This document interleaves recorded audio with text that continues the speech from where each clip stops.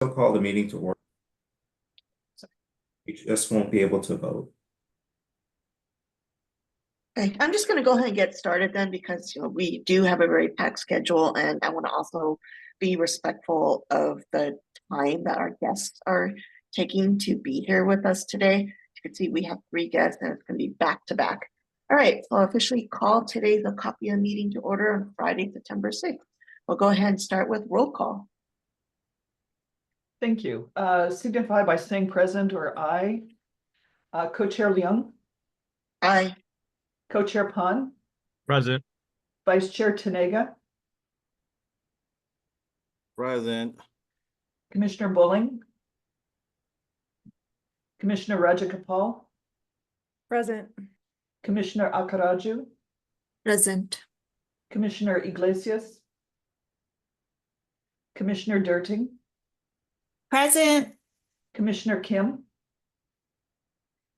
Representative Wynn, Senator Dembro. We are at quorum, or actually more accurately, you are at quorum. So that means that we can move forward and make some voting. All right, welcome everybody. So we're now on item number 3 at this point, agenda and minutes approval. Anything that you want to add, make changes? Otherwise, just need somebody to make the motion. Motion to approve? Second. All in favor, say aye. Aye. Aye. Aye. Okay, I don't think anybody's gonna oppose, but I have to go through the formalities. Anyone oppose? Okay, let's move forward. All right, any public comments? Here's your chance, folks.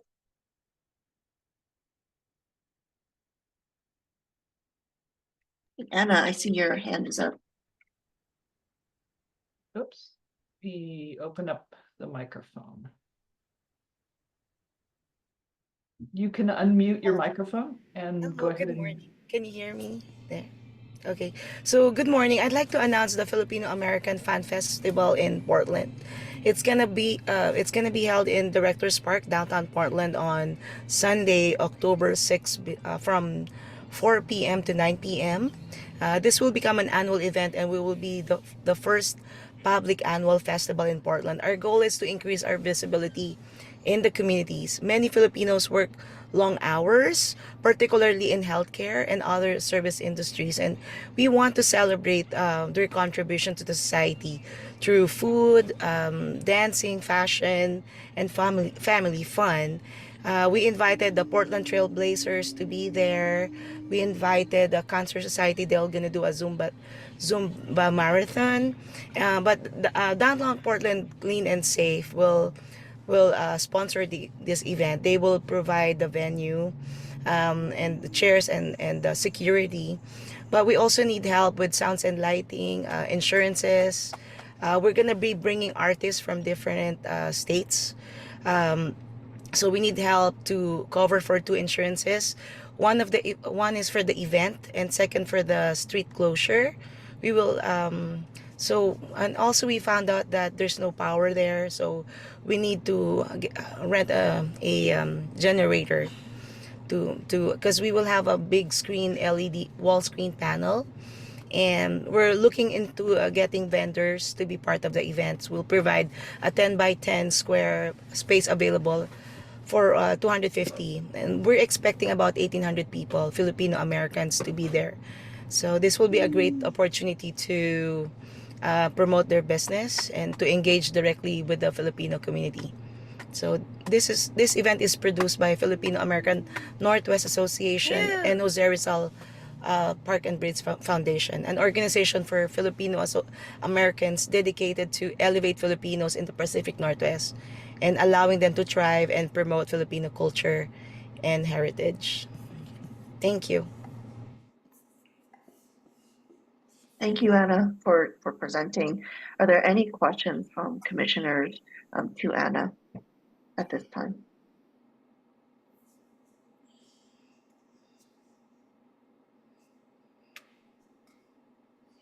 Go ahead, Commissioner. Hi, Joselito. Hi, Lara. So, Lara, this was Lito. So, Yeah, my hi. question is to So what is the specific ask again? Okay, so we're bringing because this has never been done before. We actually in other states, all the Filipino communities they have festivals. They've been doing it for 65 years, and we haven't done it in Portland. We are underrepresented, and this is the first time that the Filipino will have a we will have this event. So we need help. We need sponsors. We need vendors to put it together. We're working with Portland Clean and Safe and other businesses, but we need your help as a commission for Pacific Islander to help us also to put this all together since this is the first time and we want to do it on an annual basis. Mhm. Okay, thank you.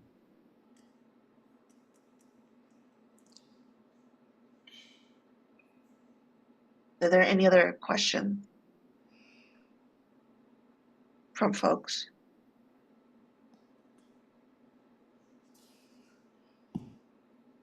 Yeah, I just wanted to say I met with a vendor most recently, and I would pass on this information to them and see if they would be interested in tabling at your festival. Congratulations and wish you all the best. And I noted the times, and I hope if the timing works, I will be there. Thank you, Thank you Anna. so much. Appreciate that. Mhm.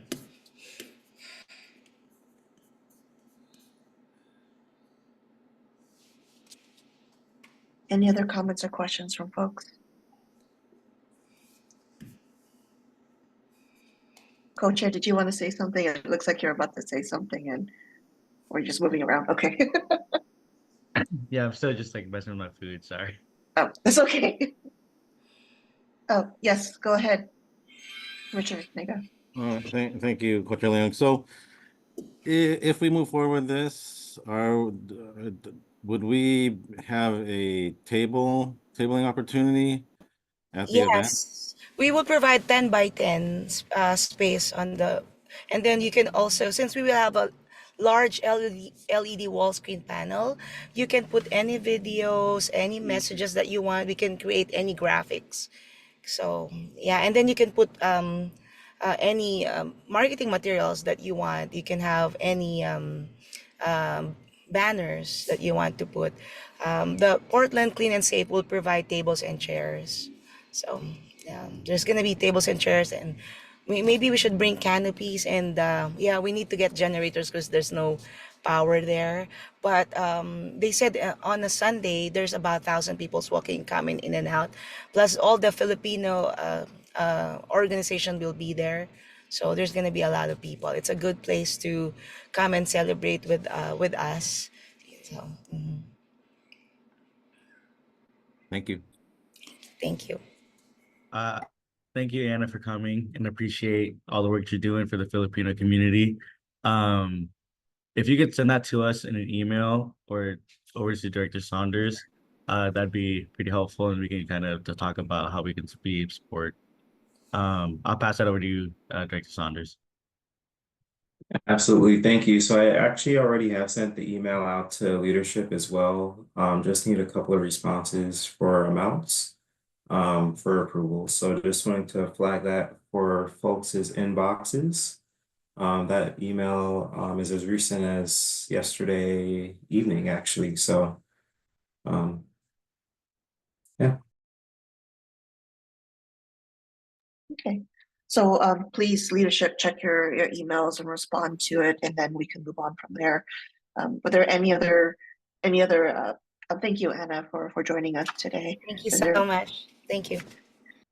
I also see Commissioner Kim has also joined us. So welcome, Commissioner Kim. Was there anybody else signed up for public comment at this time? No one else has registered. Okay, great. Thanks, Ava. You disappeared off my screen, so I'm only seeing the background now. Well, there you are. Okay. All right. So next up, we have Commissioner check-in.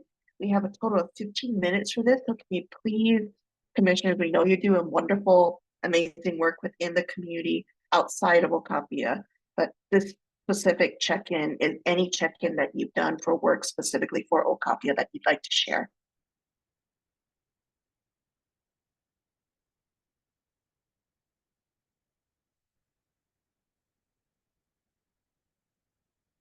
Nobody wants to be the first one to go, huh? I Go can go. ahead, Commissioner. Oh, Oh, go ahead, Commissioner Rajagopal. Oh, thank you. Just a really quick, just check in, and maybe this can just be moved to new business for another time, is that in my work with the EJ Council, one of the biggest tasks that they're charged, or we, I guess, since I'm a member, is charged with engaging in is the creation of a statewide environmental justice mapping tool.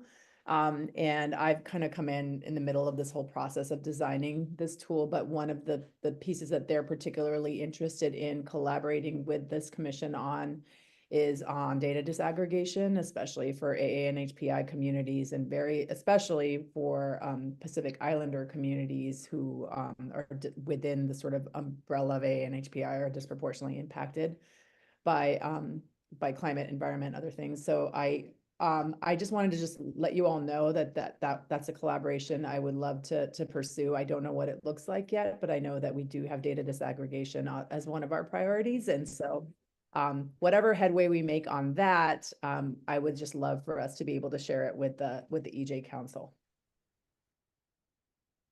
sounds amazing. Thank you. Co-chair, I think, or, Sorry. I'll keep mine short. I don't have much to report back on. I will say, I think in my role as commissioner, outside of my role as legislature, I'd like to work on a community center ask coming into the session. So that will be something that I'd like to talk about later on once we get closer to the session. But the East Side Timbers have been asking for a community center in the east side of Portland for a couple of years now. And in that area, a lot of kids there tend to be forgotten about. A lot of brown folk out there. So I'd love to just get the support of this commission as well as other commissions at some point for a capital construction ask. great. Thank you for sharing, co-chair. Commissioner Akaraju. Oh, sorry. Thank you. Senator Sarah Gilser-Lewin and I wanted to meet. So my goal was to kind of complement our work together, and unfortunately, the meeting was supposed to occur in August, and it didn't happen, and so they came back to me and said that they'll reach back to me later. So I'm waiting for that. So the second thing I wanted to share was I hope you may remember my invite asking you to, if you are wanting to join a meal that was hosted by this organization called Hindus for Human Rights. So I represented myself as the OCAPIA member, and we met with some South Asian community members in Beaverton area, and my goal was to learn about their experiences living in the metro area.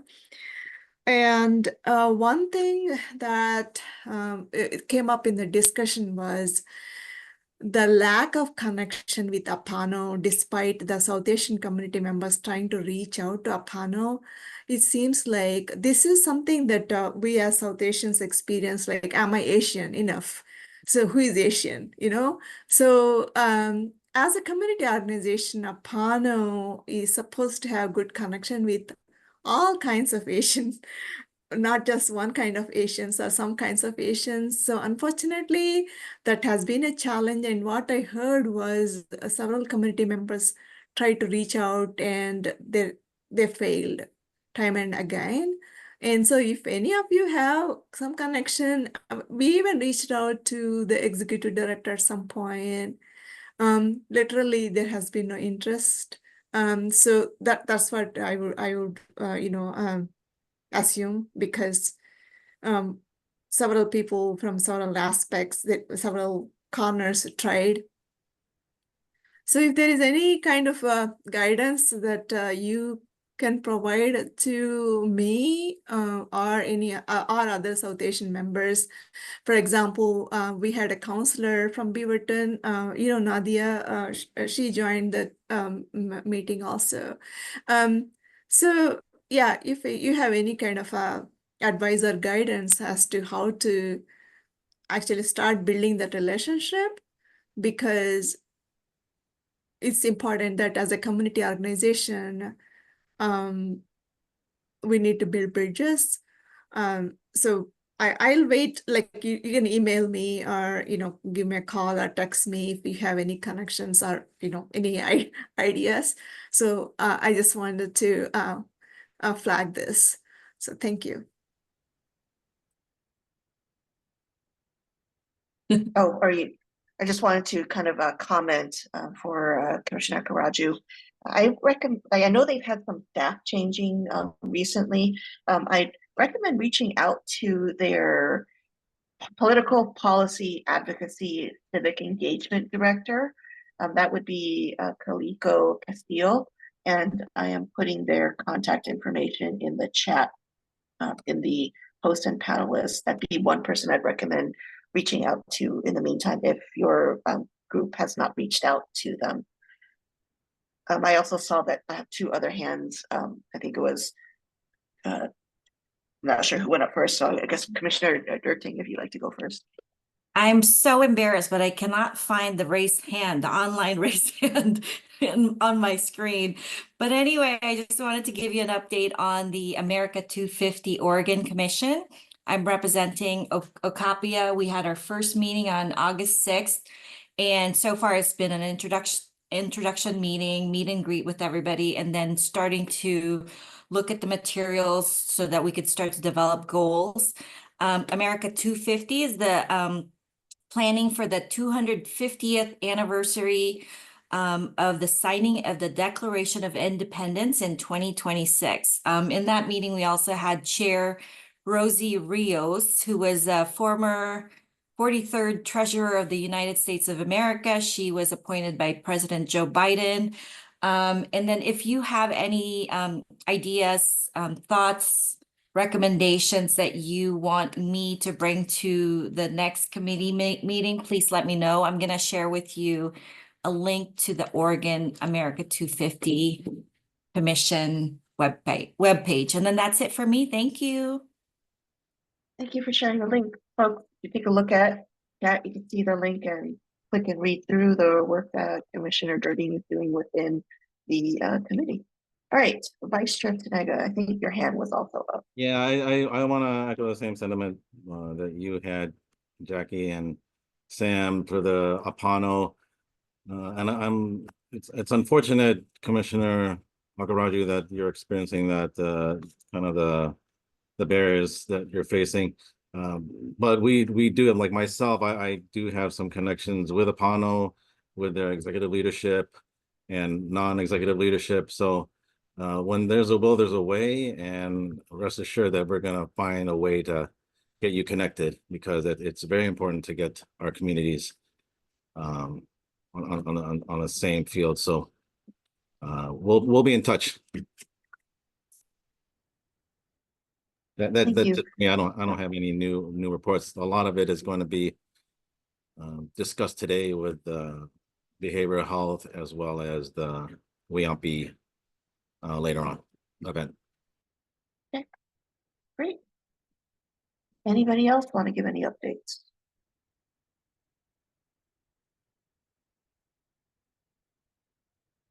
Okay. I don't see anybody else's hands up. I don't have any updates at this time either.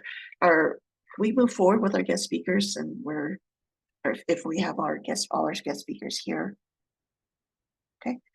So first up, if you all looked at the agenda, we have quite a few guest speakers. So both our FEMA guest speakers here, both Courtney and Zachary. Good morning. It's actually just going to be me today. Zach is out of the office, but yeah, I can share my screen. I'm going to try this with technical difficulties, but 1 second.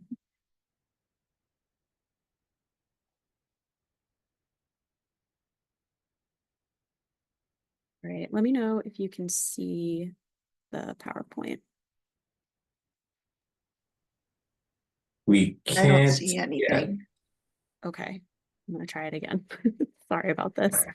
I tried to practice it. It didn't work. No problem. All right. Now we can This see your should screen. work. Okay. it might not be in slideshow mode, but I'm gonna just roll with it so I don't take up too much more time. All right, so I'll hop right into introductions and let me know at any point in time if you can't see the screen, if it's too small, so I do apologize. But I wanted to start off by just saying thank you all for having myself and indirectly having Zach, my teammate here, on your call or on your meeting today. I am Courtney McKinnon. I am an intergovernmental affairs specialist. That's my title with FEMA Region 10.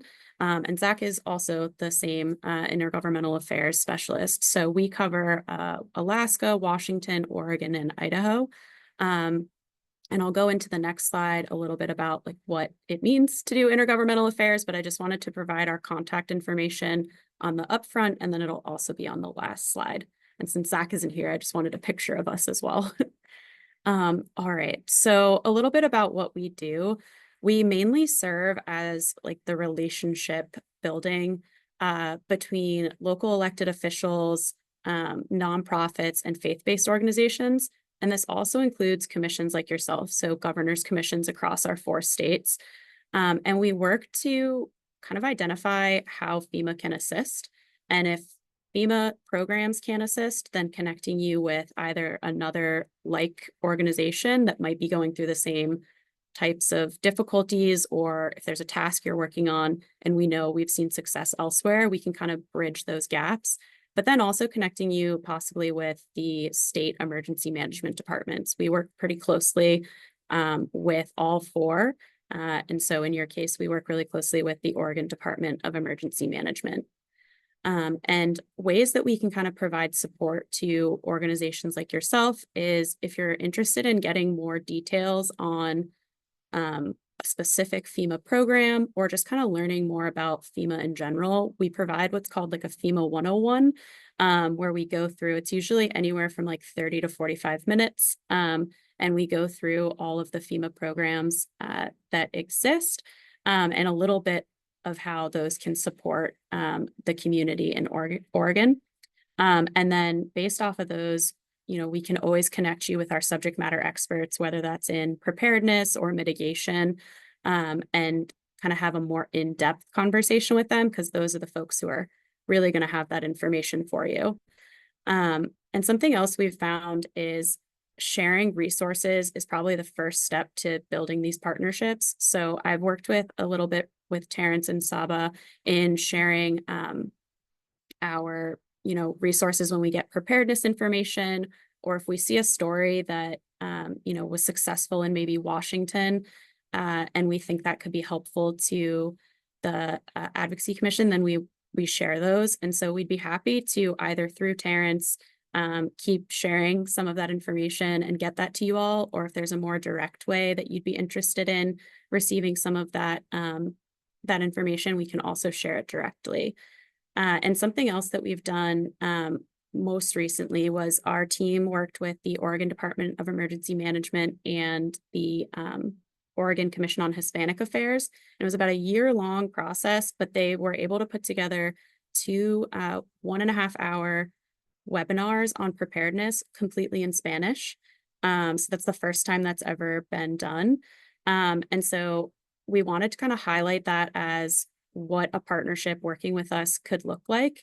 And really it's what do you think your communities need? And so if webinars are helpful, we can work on that. But I really wanted to just start this off as an intro and hopefully not be the last time I work with any of you all or speak to you all if you see that this is something that could be helpful. So that last bullet point is really just FEMA might seem a little overwhelming. So Zach and I are kind of your, familiar face or key point of contact into FEMA Region 10. And then if you have questions that we can't directly answer, we can definitely get you to the people who have those answers. So that's a little bit about us. Courtney, I real can quick. pause. Yeah, go ahead. It looks like Commissioner Tenega asked, or Vice Chair Tenega asked, could you provide a link to the FEMA 101 overview, or how we could request a FEMA 101 overview? Yeah, absolutely. So that's just through me or Zach. So if it is something that you're interested in, you can just reach out to us. And again, I'll have our contact information at the end. Or if it sounds like you're interested in that now, then we can work on finding a date and time that works. And then we can just schedule that and set that up. So should be pretty quick, but yeah, just reaching out to Zachariah and then we can schedule that with you all. Okay, great. And the other, just one quick comment, is there a way to blow up your screen a little bit? Because right now we Absolutely. see everything. Yeah, let me Just make it a little bit easier to see those slides. Yeah, let me do that. Sorry, I'm working on 3 different screens, so I didn't know which one was going to show up. So I apologize for the somewhat unprofessionalism of sharing this. Does that work better? I just wanted Because to, what, if you go to slideshow at the very top, you know, you're at home, go to slideshow, and then you can present from there. Yep, right Yeah, there. I'm going to attempt that. It sometimes jumps to the other screen. So let me see if I can, because I think you're seeing all the slides right now. Is that correct or no? Yeah, we're seeing present mode right now. Yep. So let me try to move it over. It might not work. Sorry, I'm on multiple screens, so it like sometimes works. We don't have full like stations, so we just share. But I can just blow this up a little bit more so that's easier to see. I'm mostly going to be talking, so it will just be as long as you can kind of see the high level, and I'll share this with Terrence as well so you guys have access to it, as long as that helps. thank you. Yeah, Yep, I definitely. Thank you apologize so about much. that. works. Okay, so I'll hop into you because I know that we are a little short on time. So you have a lot of presenters. So I'll hop into the what FEMA is focusing on this month, which is National Preparedness Month. This is something that FEMA does every September. We have other months as well, but it just happens that this one is National Preparedness Month that'll run throughout the whole month of September.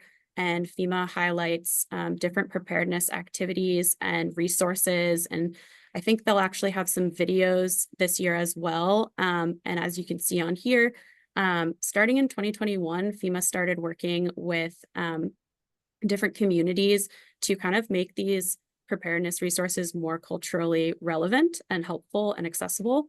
And so in 2021, they worked with the Latino community, and then they've also worked with older adult communities and African-American communities. And so this year's 2024 campaign is focusing on the Asian American, Native Hawaiian, and Pacific Islander communities. And our FEMA administrator actually just formalized that partnership with the National Council of Asian Pacific Americans last week. So kind of making this a true partnership and really wanting to get all the feedback and insight. And each preparedness month also has a theme. This one is called Start a Conversation. And I actually really liked that it was called that, since this was my first time speaking with you all. And this is kind of starting a conversation for ourselves. So something that we found is that in a study that was sent out is that a lot of the AA and HPI communities noted that they had kind of low confidence in taking meaningful steps to prepare. And so this was something that we wanted to make sure we highlighted how we can make it more accessible. Because once you feel more confident, you're better able to be prepared. And so a lot of the readiness campaign this month is actually going to be more culturally and linguistically appropriate for this particular community so that it is easier to access and understand. And so then going based off of that, we just have a few key areas of preparedness that we've highlighted, and they can also be found on our website, ready.gov. That will be in the next slide, and I'll also provide it in the chat. But I highly recommend the commission, when you have some free time, going over that. There's a lot of useful resources and videos on there, and they also have them in multiple languages. So I believe they should be much more accessible than they have in the past. And so something that we wanted to just highlight is knowing the risks where you live. The way that you can do that is we have a FEMA app that you can register where you live, or if you travel somewhere. I do that a lot when I travel to a new location, and you can actually just add in the zip code or the town, and then you'll get alerts about any kind of dangerous weather events coming up, so you can be a little bit more aware. Sometimes it can be overwhelming, so I turn it off when I'm not in that particular location, but it's just a really helpful way to know what the risks are in your area, and then you can build a preparedness plan based on that. And then the second point is know where and when to go. So we know that disasters can kind of happen at any point in time, any day. So knowing ahead of time where you would evacuate to, or if it's better to stay in your home, is really helpful and useful. And then recommended that if you have a car, that you have gas already in it, because a lot of times gas stations will be closed down or just overpacked. And having a portable emergency kit in your car. I actually moved from the East Coast and started putting an emergency kit in my car when I moved out here, because I think we know driving through the passes, both in Washington and Oregon, can be, at least for me, a little overwhelming. So always having that emergency kit in the car in case something happens. And then if you don't have a car, knowing just a plan of how you'll leave in case of a disaster and if you need to evacuate. And the last point is have what you need. So this is kind of something that we talk about where we say plan ahead, having a preparedness plan in case of disasters. So knowing what you would need to take with you, having it ready and somewhat packed. We call them go kits. And thinking about if you have people in your life like young children or pets or older adults or even people with a disability, what would they need? What would you need to help them evacuate? Or even if you're hunkering down for a little bit, just having enough supplies to last you for a week. And the last point on that, and I'll go to the resources page, is we have ready.gov/kit. So I'll move to that one. And that is just a resource that will show you a basic list of supplies for anyone in your family or friends or your network, essentially. And that also includes pets. FEMA will do a pet preparedness. I think they do pet preparedness month, or they might just do a couple weeks out of the year where they help you know the best way to, keep your pet safe and you safe in case of an emergency. So I find that website to be really helpful. The second one on here is just again on ready.gov, but I'm giving the specific page is communities, and it helps break down preparedness resources or preparedness tips based on a community that you might be a part of or that you have family and friends that are a part of. And so that again breaks it down into, the Latino community, the African-American community, also individuals with disabilities, and it just provides you kind of a one-click stop. And they just updated that page as well. And so finally, I just want to highlight, we work very closely, our preparedness team works really closely with the Oregon Department of Emergency Management. And a lot of times they will actually have some more localized information for you all. So I wanted to provide Kayla's contact information. She is great. She helped with those webinars for the Oregon Commission on Hispanic Affairs. And she worked really closely with FEMA Region 10's individual and community preparedness team. So I've included their email here as well. And they can help with additional questions that you might have on preparedness. Or if you reach out to Zach and I, we can also set up time with that team if you're interested in learning more specifics about preparedness. They are the subject matter experts. I'm kind of giving a very high level overview as a part of National Preparedness Month, but they have a lot more experience and expertise on that. So if that's something you're interested in. And finally, I wanted to highlight the FEMA Region 10 National Preparedness Monthly newsletter. I shared this with Terrence and Saba, but happy to also share with you all if you have contact information you'd like me to use. But I really recommend subscribing to this monthly newsletter, or I can share it, but whatever you prefer, because it has updated stories on preparedness tips, and then it also highlights key events and training opportunities. And one of those that I wanted to highlight that might be useful for your community is there is a Veterans Affair or Veterans Preparedness webinar coming up in September. I believe it might be next week. And so that could be a really helpful tool for not only this commission, but maybe also for members of your community. And so that newsletter is just helpful for getting those regular updates about trainings. Sometimes they're in person. And then they also highlight different tips from the different state departments of emergency management. With that being said, that's everything I had to present. I also wanted to leave this as a little bit of time for you all to ask questions or also provide maybe feedback on areas that you think Zach and I could support. And even if it's something that you don't know we can support, we can try to brainstorm on it and come up with a solution for you all. So that was a lot of me speaking. Again, I just want to thank you for allowing us to take the time in your meeting this morning. And hopefully we're able to kind of build off of this and have some more conversations and brainstorming with you all. So I will stop sharing because I can't see anyone who's raising a hand, but I appreciate your time. Thank you, Courtney. It looks like I have Vice Chair Tanega, some hands up. Thank you, Coach Leung, and thank you, Courtney, for the presentation. That was fantastic. That high-level overview. So you mentioned about that lack of confidence. So I guess my question is that generational? Is that a generational thing? Great question. I don't know right off the top of my head. It was a survey done.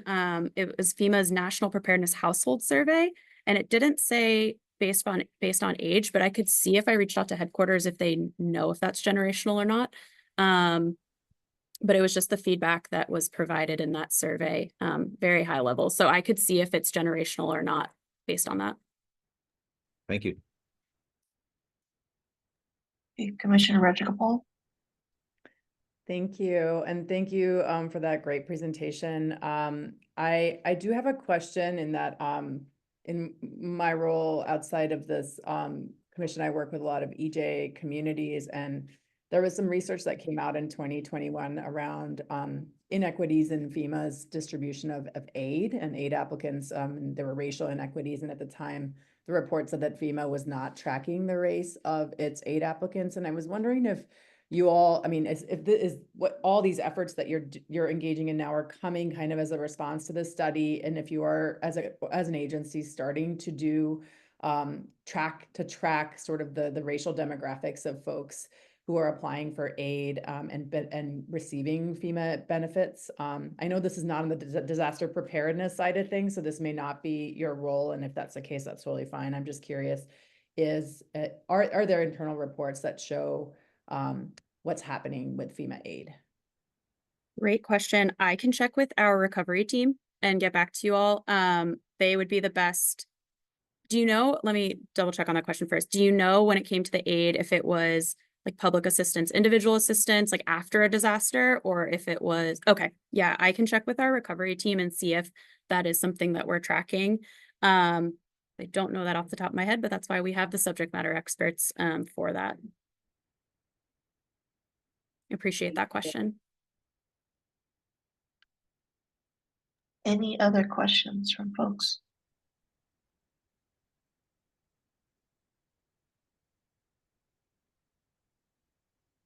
Okay, well, thank you, Courtney, for joining us today, and we're looking forward to continue to have conversations with you, work together on ways that we ensure that all people in Oregon are better prepared. Absolutely. And I think the one last question I have for you all is the best way to connect with the commission through Terrence and Saba, because that's what we've been doing so far to kind of coordinate. Yes, Terrence. Okay, great. Then we'll just continue to work with them and I guess you all through them as well to talk with us. But I just wanted to verify that to make sure we were getting you the information you needed. Great, thank you. Great. Thank you. All right. Next up, we have Business Oregon. Oh, there's some things being shared in the webinar chat for folks who want to take a look at those things. All right, got Business Oregon. We've got several folks, I believe, from Business Oregon here, correct? That is correct, co-chair. And I have this technical difficulty today. So I noticed that so I'm using two devices because my microphone's not working on my my computer. So if you're gonna do whatever the screen, the kind of the spotlight is actually spotlight the profile. I don't know who's doing that, but so I'm using the audio from my phone. Here, that's maybe later. Okay. I'm so sorry that make it so difficult, but I wanted to make sure it worked. It's working right now. The IT is working to make sure my computer is working. Thank you. co-chair Lang, and then also the OCAPIA Commission. My name is Supwan Chiang, and I do have a couple of staff who also join me as a part of the team as well. And one person is picking up her kid, being a mother, and then also this is a very hot day. Want to make sure that adjusting between working and also taking care of our young children. So she is coming in a few minutes right here. She's getting her kid out from school. Portland Public School closing the school for the class early today. Well, anyway, joining me today is actually our COVID new manager, Adina, who I believe is already here. Yes. So Adina Herslip is also just joined us like a month in, 5 weeks in.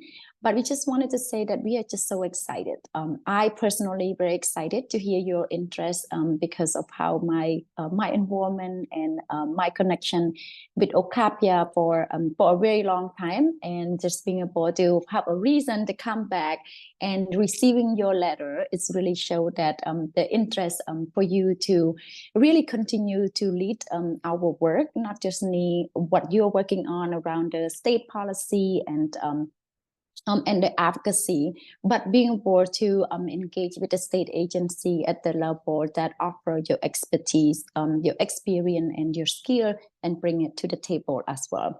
So I just wanted to say thank you. Thank you for those thoughtful letters. Thank you for your commitment to work with us and give us an opportunity to come before you today to share with you about the work that we've been doing around the certification for business and inclusion and diversity, as well as what the initiative we're working on right now and what is the opportunity that we can do together as an upcoming years. I say that, it's a years in progress working together. So I'm just so excited to have this opportunity.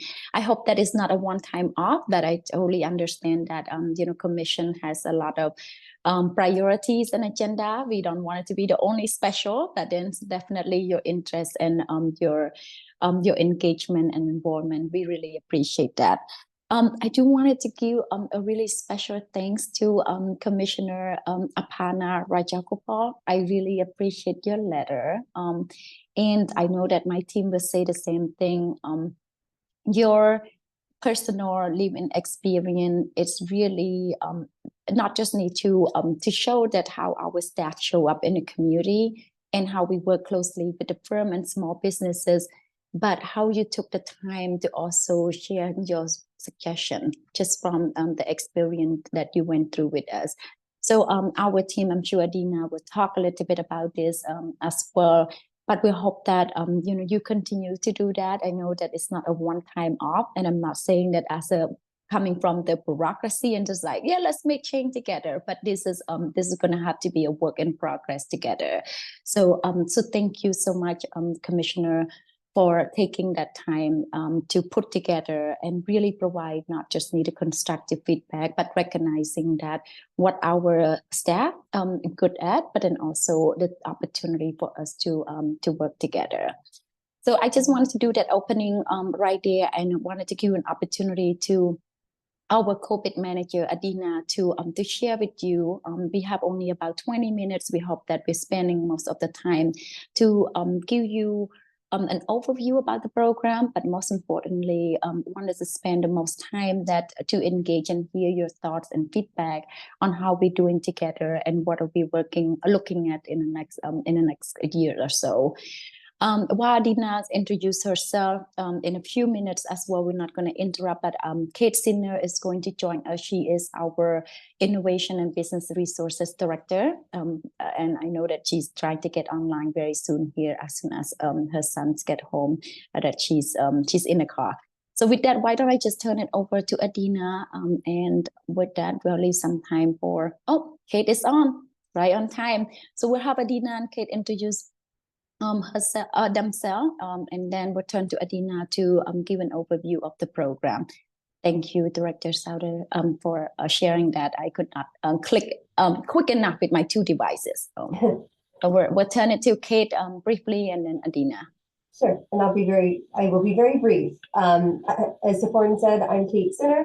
I am Director of Innovation and Business Resources here at the agency, and COVID is one of the important program areas within this division of the agency. The other areas are focused on other business resources like access to capital and innovation-related investments and some other things as well. So with that, I know you're all waiting to hear from Adina, our newest manager, who we're thrilled to have.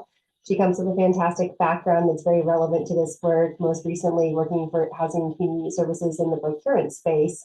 And so it's great to have somebody of such a high quality join the team and be able to lead the COVID work moving forward, to have both that experience on the certification side, but also in the procurement space as well. So thank you, Adina. And with that, I'll just ask you to share your presentation and introduce yourself.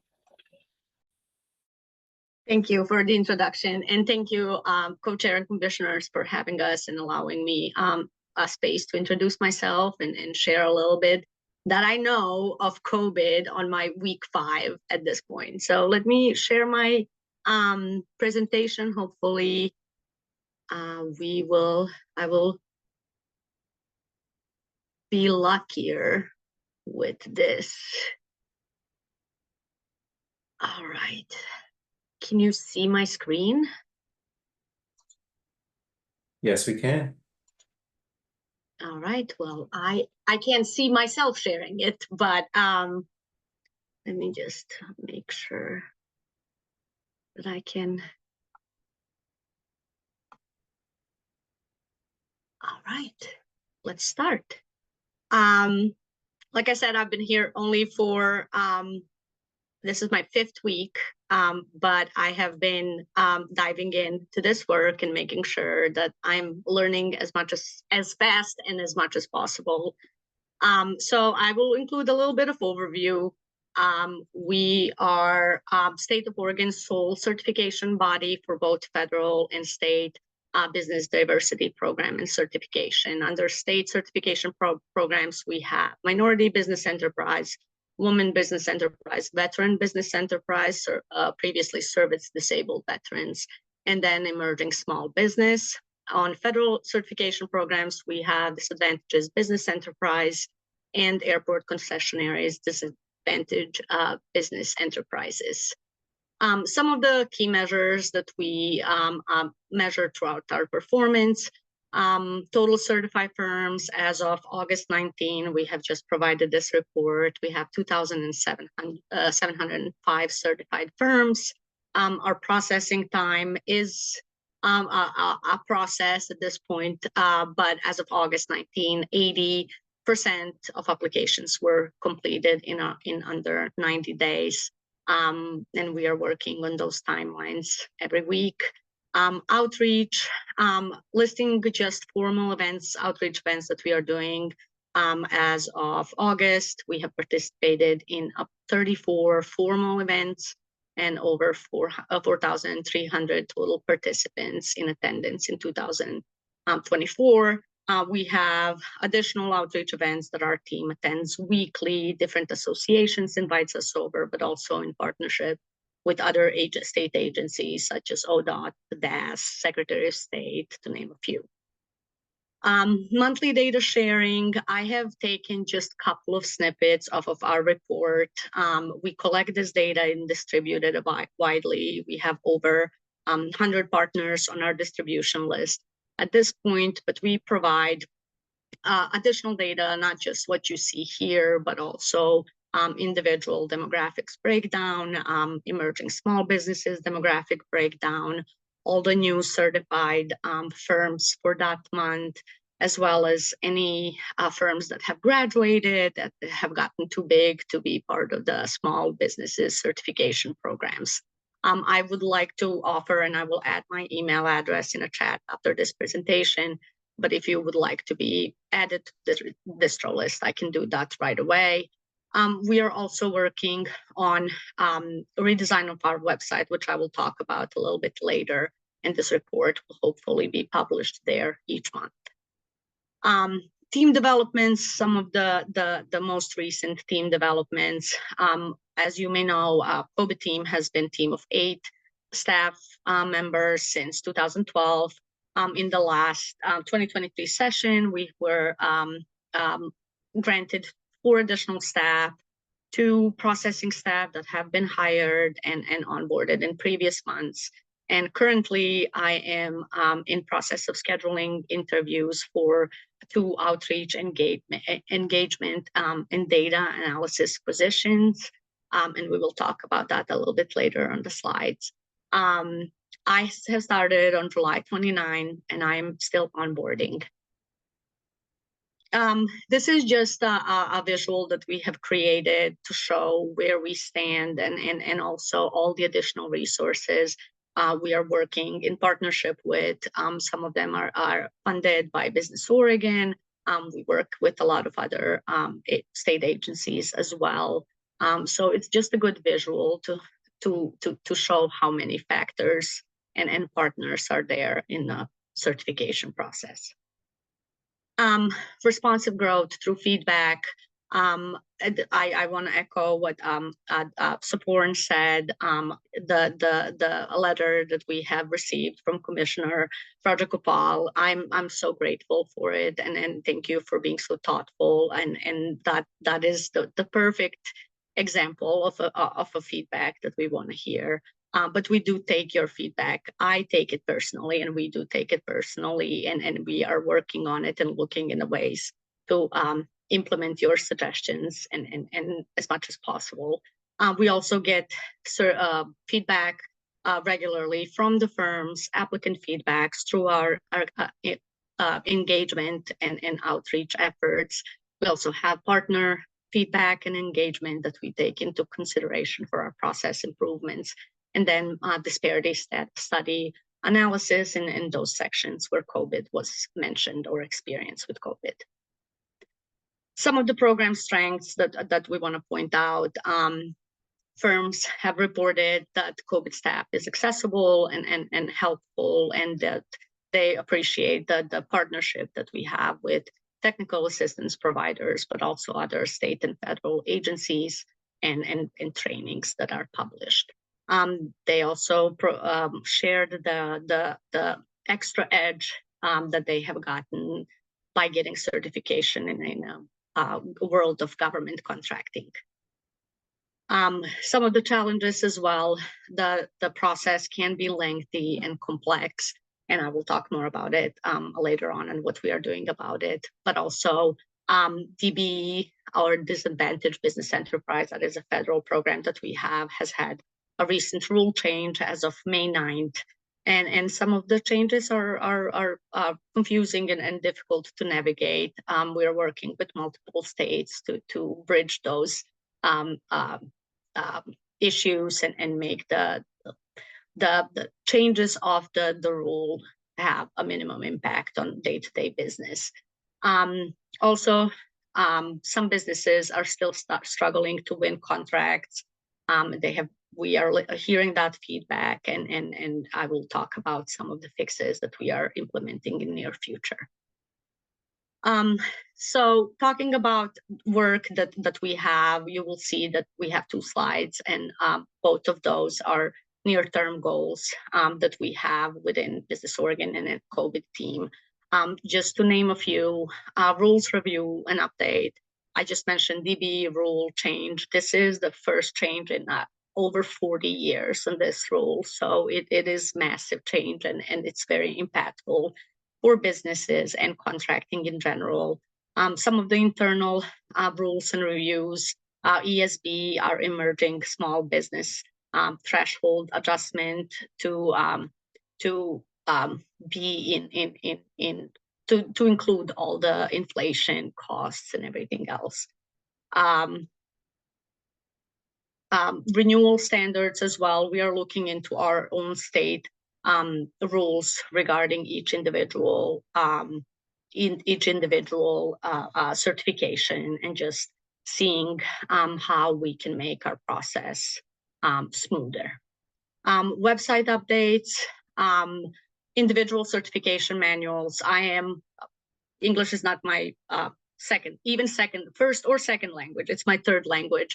So I'm very passionate about accessible language and creating documents that tell a story and can assist somebody that is new in navigating through this process.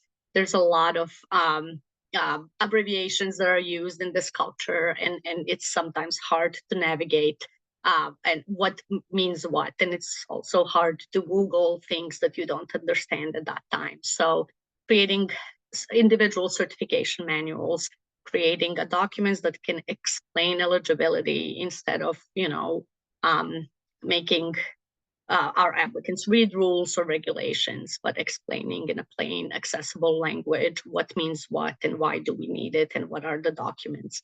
And then what to expect throughout the certification process. It's a lengthy process, and giving a heads up in the entire roadmap of a process, what are communication points, what kind of additional documentation may be required, and so on, might help prepare the applicants, but also avoid any kind of frustration or confusion along the way. Communication campaign, we are hiring 2 positions that will be focused mainly on strategic outreach plan, as well as statewide marketing plan. We are also looking into updating all the collateral to increase accessibility, all our handouts, flyers, as well as all the data that is available on our website. Some of the external initiatives, also near-term goals.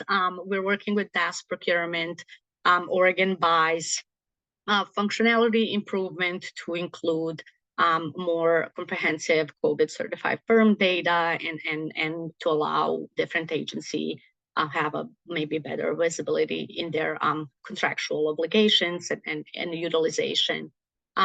State agencies goals and targets, just where are other state agency on their targets to contract with COVID firms. And then 2-way reporting.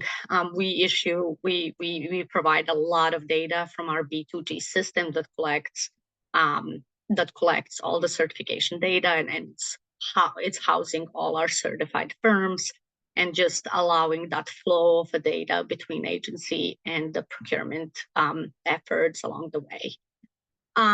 Statewide COVID advisory group, that's one of our main focuses. As of right now, we are in process of establishing a statewide COVID advisory group that will include stakeholders and representation of community members that have specialized knowledge and expertise in small business or small business owners to guide us in all these adjustment and processes improvement, and also provide us feedback on the rule reviews and updates along the way. And then enhance resources for certified firms. And this is my heart project at this point. A lot of times we have so many resources and technical assistance center between Business Oregon and other state agency, but also federal partners that provide some kind of assistance to small businesses, and then municipalities and county governments. And once the small business gets certified, there's that, in my opinion, we lack kind of what is next, and some kind of soft landing. So we are working on developing a very comprehensive resource package where we are reaching out to GPACs or Apex Accelerator right now, which is a federal partner that helps with trainings on how to write proposals. But also all the other state agencies and technical assistance partners that Business Oregon have to create a document or a manual that can be given to our small businesses after they get certified. So they have a tool in hand that encompasses all the assistance and all the help that they can get to navigate the world of government contracting. And I will add my email until at the end. I will stop sharing my screen so I can see your questions. Thank you, team, all of you, for joining us today. Are there any questions from commissioners? You could just go ahead and mute because I can't see anybody right now.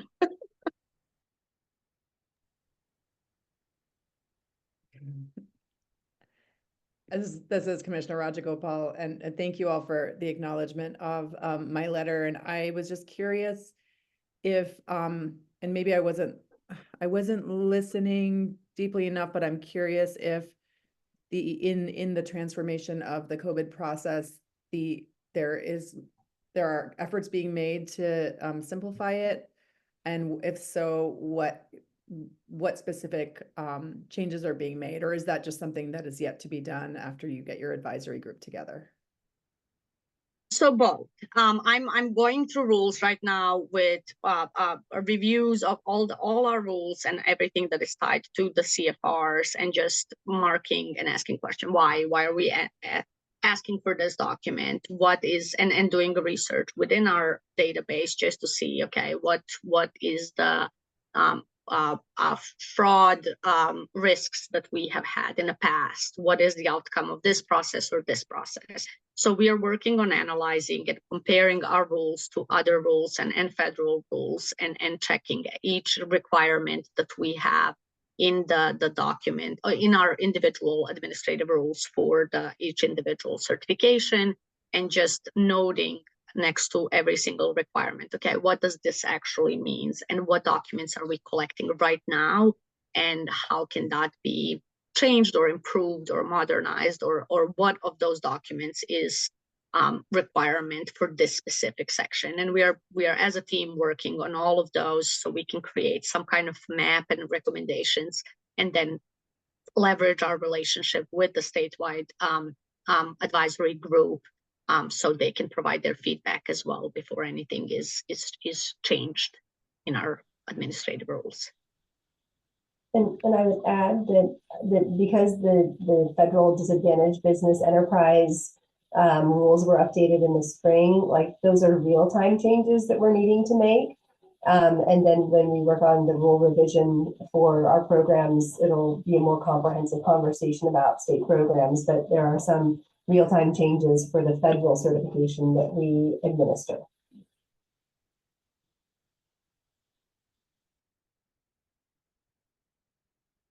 I think Nikki has her hand up.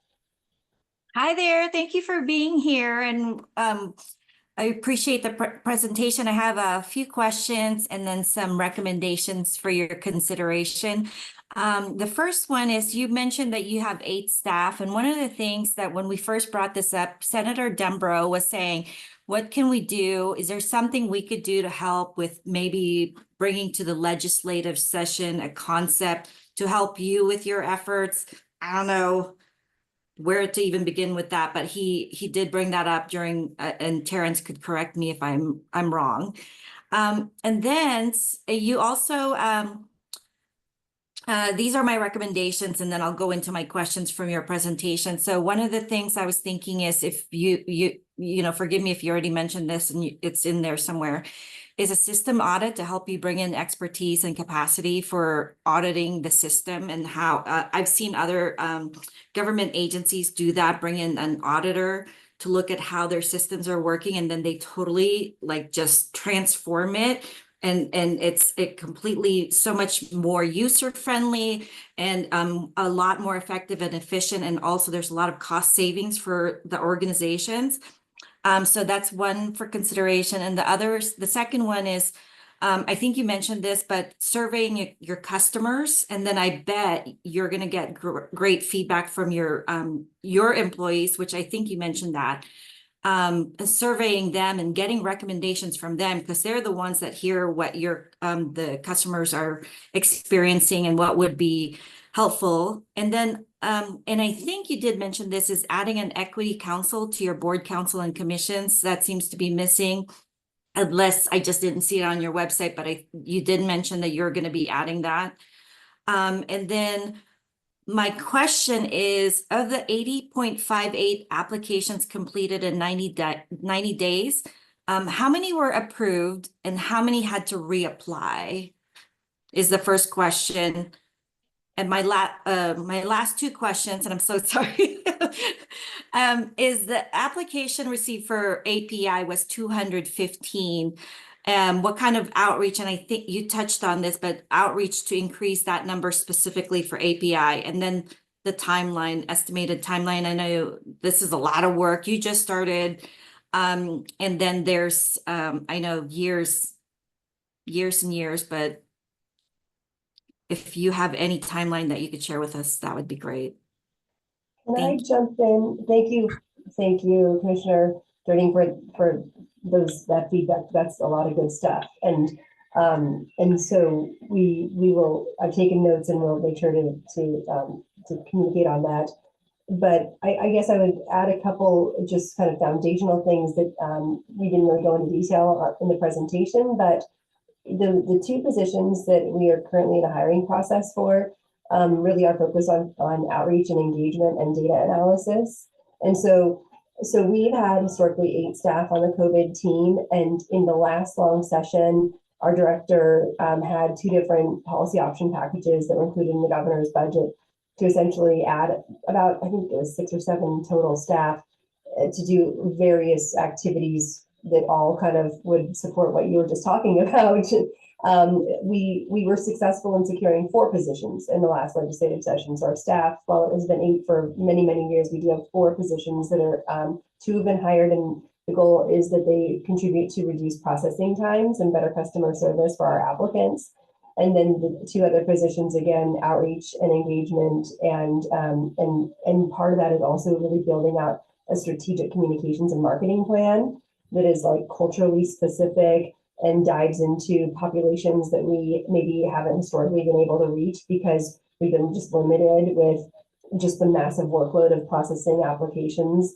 So that is ambitious. That's actually written into the position descriptions, is creating both a statewide COVID advisory board to engage in these various conversations around marketing and rule changes and kind of more like visionary things, but also policy issues.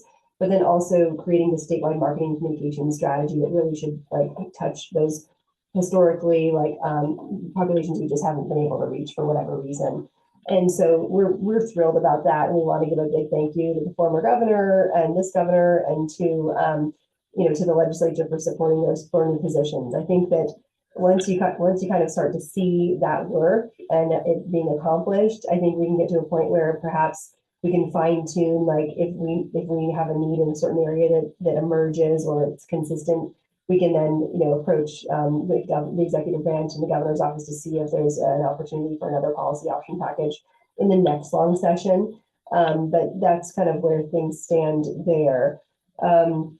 You asked about an equity council, and so I think there's probably different definitions around what an equity council is, but just know that the statewide COVID advisory group that we will be assembling will be a very diverse advisory committee that represent the firms and non-certified firms, partners in procurement and others. So the intent is to have a very diverse committee in that space as well.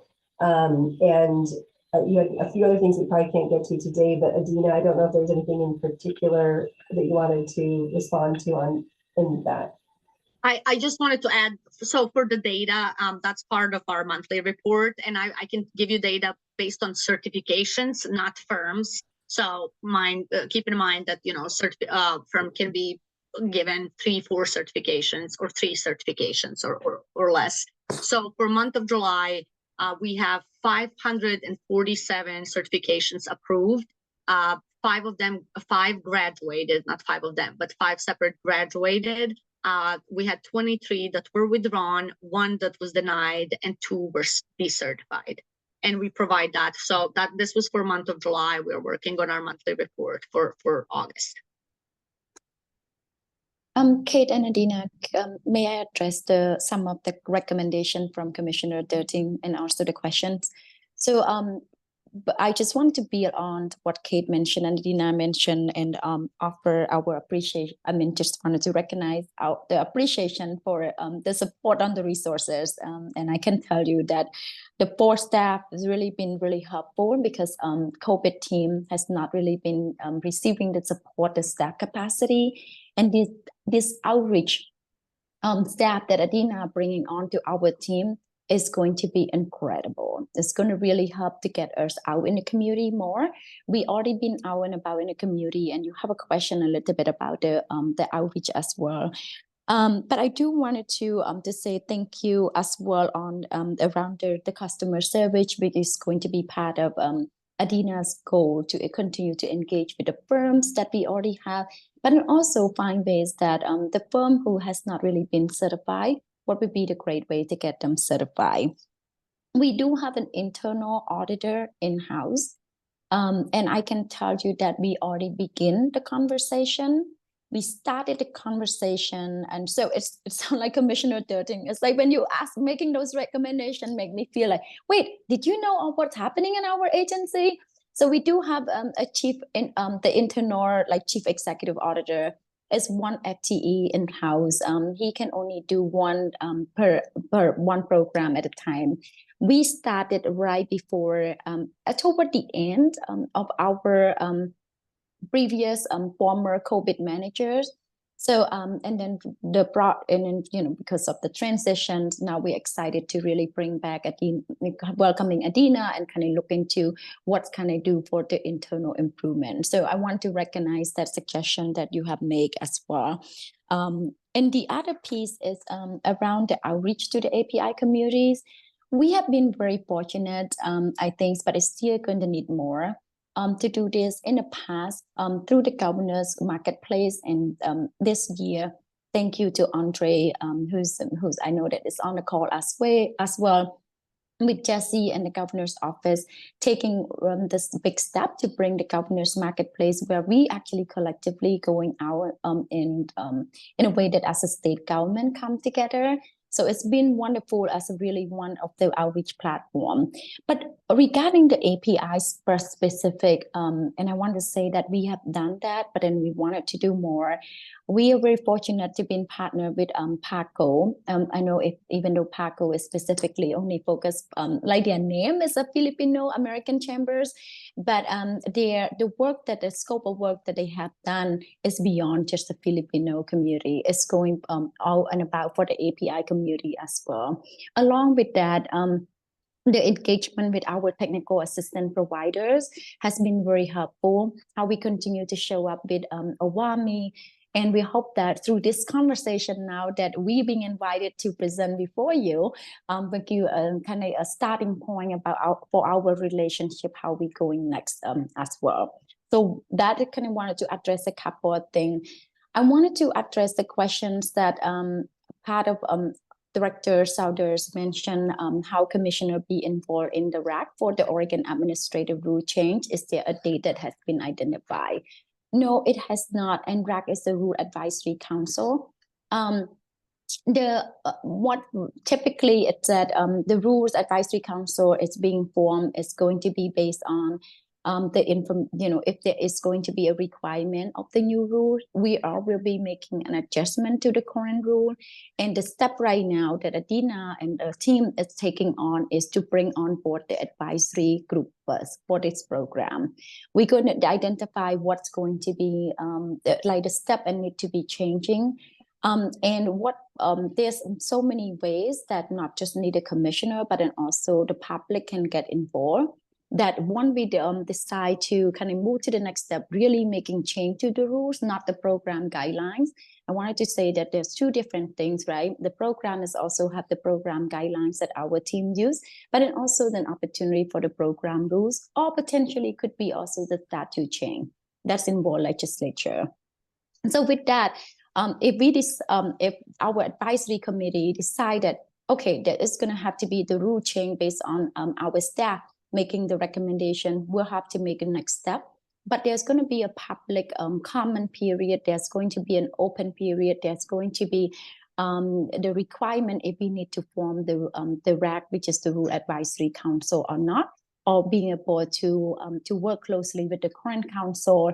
And this current council, the upcoming council that we're going to have as an advisory council here, that what we intended to make sure that is really diverse in terms of the sectors, the industry representation, and then also geographically diverse across the state as well. Then we have Commissioner Raja Gopal. There's a long one, and I haven't really read it yet, so I cannot respond to it. So I will turn it to my team. Because of time, we really appreciate you all being with us today. We do have a few additional questions, but when we any additional questions we'll have, I do see, Adina, you wrote in your email address, so you can follow up by email to the three of you with any additional questions that we might have specifically. I really thank you for your time and spending your afternoon with us and sharing information about Business Oregon, because this is a lot of information to digest that we would love to be able to get not only to our commissioners, but also to the rest of our communities in Oregon who may not know about the work that Business Oregon does. So thank you. Thank you, co-chair. Thank you, commissioners. We wish that we have more to offer. So just appreciate the time and the engagement for today. And feel free to reach out anytime. So thank you so much. Thank you. Thank you. Okay. Okay, next up, we have our third speaker, the Behavioral Health Initiative Director, April Roman. I'll probably pronounce your last name right. Hello, everyone. Can you hear me okay?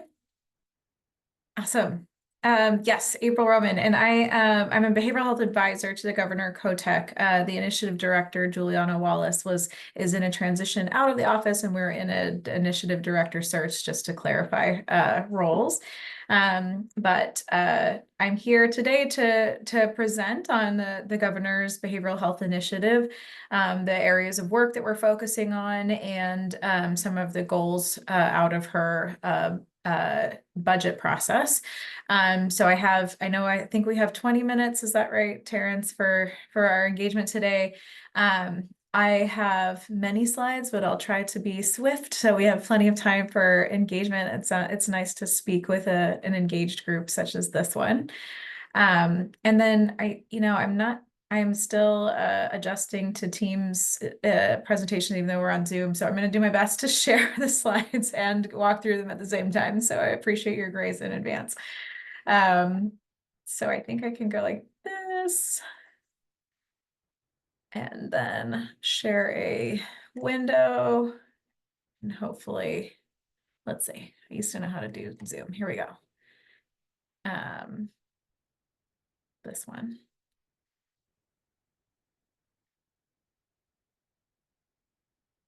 Is it working? I got a thumbs up from Terrence. Yes. Okay, Yes. great. Okay, great. I was looking for the other window though. 1 second. Here we go. Okay, great. So when Governor Kotek took office, she was very interested in creating initiative teams to work on her top priorities. The top priorities for the governor are education, homelessness and housing, and the behavioral health. So the governor's mission in behavioral health is that every Oregonian should have access to healthcare, including behavioral health services and supports, no matter where they live or what they can afford. My name is April Roman. My pronouns are they, them. I'm the behavioral health advisor on the initiative team. I have a master's in urban policy analysis and management from the New School, and a special shout out to the Hatfield program through PSU that brought me here and introduced me to Jackie back in the day. And before coming to the governor's office, I spent about 7 years in Multnomah County, working at the Joint Office of Homeless Services and the Office of Diversity and Equity, and then most recently in the chair's office as the health policy advisor. Prior to my work in public policy, I spent over 15 years doing direct service work at the intersections of behavioral health and homelessness. So thank you so much for inviting me to be here today. So where did this behavioral health initiative come from? It came through some collaborative building initiatives. When the governor took office, she embarked on some statewide listening sessions around her top 2 issues of homelessness and behavioral health. 1 Oregon listening tours, where she went to each area of the state, and then convened, with the help of the First Lady, a serious mental illness roundtable. The Racial Justice Council committee or subcommittee feedback was integral to creating some of our priorities. as well as the state of Oregon agency subject matter expertise across different agencies, from OHA to DHS and other areas that intersect in behavioral health. And then constituent and partner feedback as we continue to engage. One of my first directions from the governor was to reach out to some of our top providers of Medicaid reimbursed behavioral health services across the state to hear more specifically about their own experiences with workforce shortages, for example. So I'm still engaged with some of those top providers in order to hear what's working for them, what's not, and to help really directly inform some of the governor's goals and budget objectives. This image was developed out of that serious mental illness roundtable, representing the voices, vision, and goals of our community. As you can see, it walks across the different intersections of our systems of care and justice systems to show kind of different experiences that people have as they're traversing their needs for, their needs for behavioral health care in multiple front doors. That day together provided deep learning on topics such as data integration, outreach, and communication, and access to housing, which is an integral part of holistic healthcare. We are striving to foster and develop partnerships between the state and local services community. We are visioning how we can better coordinate together on behalf of individuals accessing our systems of care, and we are holding on to the principles of trauma-informed care and decision-making in the development of our work. Seeing this work in front of us as a creation of that shared vision that all Oregonians can access care when they are ready and where they are ready is an important guiding value. So the Initiative for Behavioral Health has three main goals or work areas. The first being behavioral health workforce.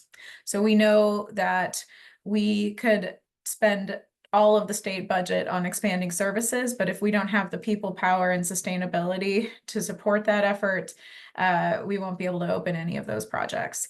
And we're experiencing a little bit of that now. As I looked at the snapshot across the state of some of our largest providers, some are operating with more than 50% vacancy rates. Which is a little bit frightening to think that some of our largest providers have less than half the staff they need in order to provide these services. And that's today. That's not even with additional expansion. So our number one goal is focusing on recruitment, retention, and expansion of our behavioral health workforce. And our intended outcome is to be able to provide culturally and linguistically responsive care across our system. Recruiting and retaining is part of the career path to behavioral health success. We're also building on certain investments that we were able to bring forward through the pandemic, through federal funds, one-time monies, and learning more about some of those investments and how they were used, such as loan repayment programs or scholarships. So there's programs that we can put connected to our service providers, and then there are programs that we can put connected to the education systems that bring people into those systems of care.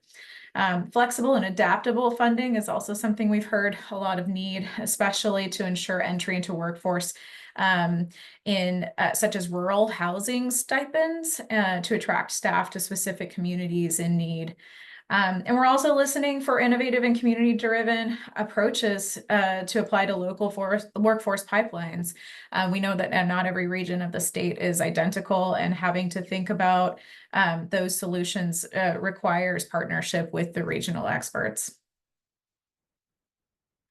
We are focusing on outcomes and successes and working to establish through the work of a number of bills in the last few years to improve the workforce. And we do this by leveraging and listening to recommendations from a number of work groups. The Higher Education Coordinating Council has Future Ready Oregon, which has had a healthcare workforce consortia group for the past year and a half.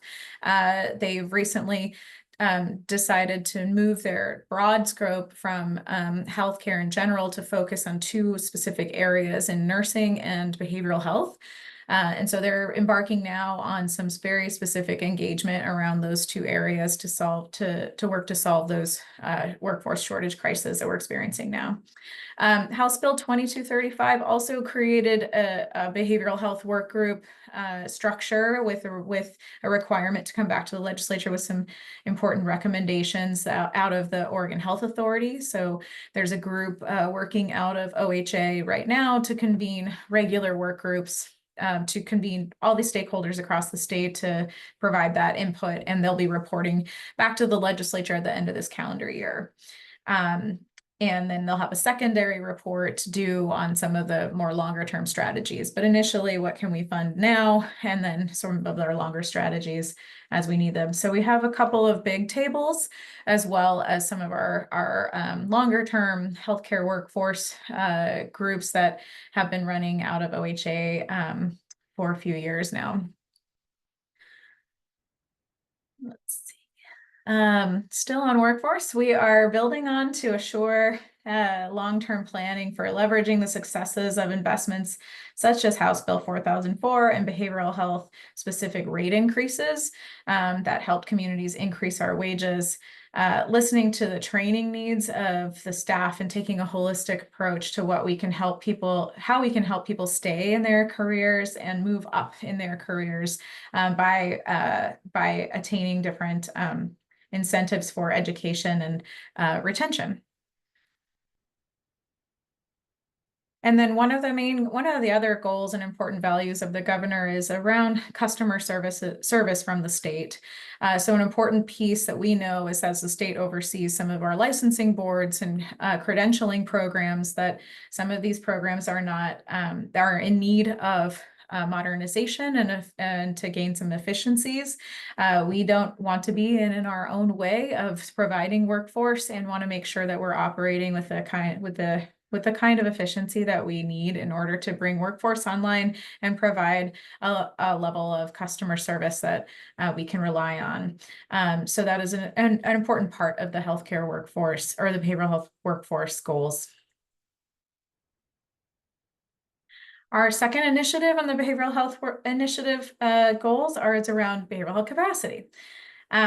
So this is around expanding those services we're talking about across the state. The governor commissioned a report with the consulting group PCG, informally called the Res Plus study, but Behavioral Health Residential Plus Facility Study that was released in June of this year. And I can send a link if folks are interested, but that shares kind of an analysis of where our gaps in our residential behavioral health programs are across the state and by region. That is one of our guiding roadmaps to the work that we have to do across the state, although not the end all be all, as we know that each region is different and will have different priorities and different needs depending on their specific situations.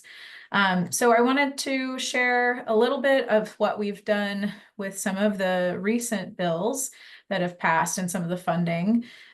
So here you can see the different House bills across the state, or the Senate or House bills across the top, the amount of funding that was available, and the types of projects that have come online already or under works. This table is very general, doesn't tell you much about where they are, but I do want to note that OHA is working on a public-facing dashboard for us that would be searchable by region, trauma region, and county, because that was important to us to be able to tell the picture of where these investments are coming, particularly after the PCG report highlighted some of those gaps in all those areas. So now we can start monitoring progress towards goals and filling some of those holes by region. Okay, so some of our, under Initiative 2, the behavioral health capacity, some of our goals is to expand treatment beds in a way that equitably addresses system gaps at each level of care immediately, and plan for long-term development for a sustainable system of care. Some of this work includes balancing sort of the immediacy needs with that strategic planning work. monitoring the pace of capacity growth along with workforce. As I mentioned, we know that some of our organizations are really struggling right now, and we may need to be mindful about how the order of operations as we are supporting workforce development alongside capacity growth. So capacity increases range by types of service, commonly called beds, but not all beds are for long-term care and not all for short-term or crisis care. Upcoming increases include, but are not limited to, increases in recovery housing, youth behavioral health services, substance use residential services, and withdrawal management beds. Oh, I just ran through all the rest of these. Did we? Okay. Are you with me? Okay, sorry about that. Okay, our third initiative goal it was direction to ensure the successful implementation of House Bill 4002, helping to ensure a successful implementation of the addiction and behavioral health provisions of 4002 more specifically. So the work of the initiative to support this implementation, as noted in the governor's signing letter, requires a few focus areas of the initiative to include encouraging inclusion of all parties in the development and design of these programs. We're collectively committed to mitigating the racial and ethnic disparities through partnership, through data collection, and monitoring, and hold the commitment to addressing capacity gaps in the treatment continuum and addressing workforce challenges along the way. So we know that in order for us to have programs set up in place, there'll have to be a strong partnership across many different systems of care and continuous kind of improvement system. Those are the slides that I have. I want to make sure, I don't know how much time did I run out of my time? Do we have Jackie, do you want to help me out here? Yeah, we have a few more minutes available. Thank you again, April, for joining us today and for sharing this very insightful presentation. Are there any questions from commissioners? You can feel free to unmute because I I have a question, and I'm not sure if this is a question I ask you, but behavioral health is one of our priorities, and I was wondering, would you happen to have any data that you could share with us to help us be educated about health disparities for API in Oregon?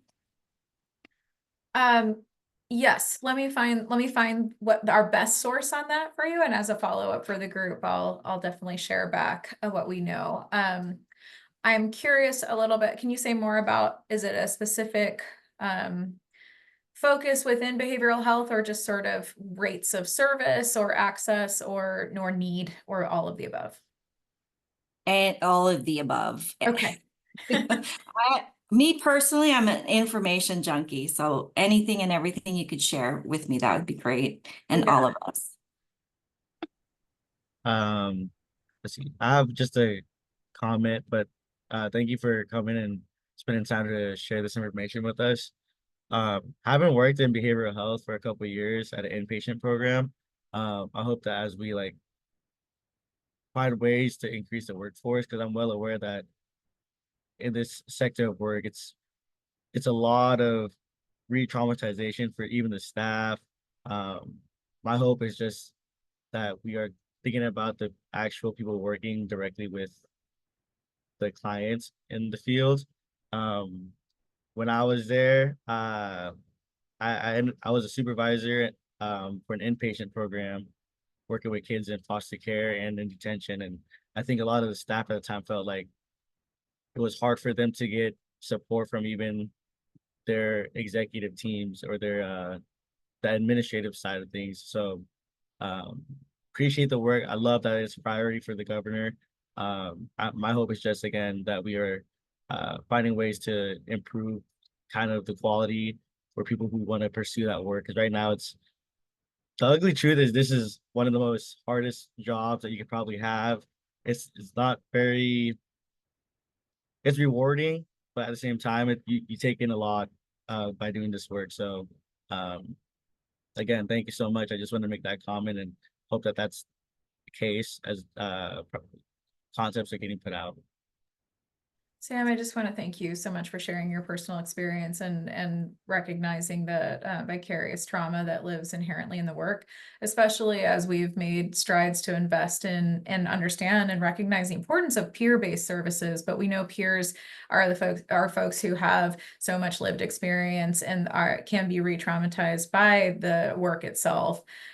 So we're looking at vacancy rates among those populations, among peer populations, as some of the highest across our workforce right now, which tells us a lot about how well they're being supported and how well our infrastructure works to actually sustain that workforce. So if we know that we want to be culturally responsive and provide some of the best care we can by having people walk alongside the people in our care, we need to create systems that can sustain that work.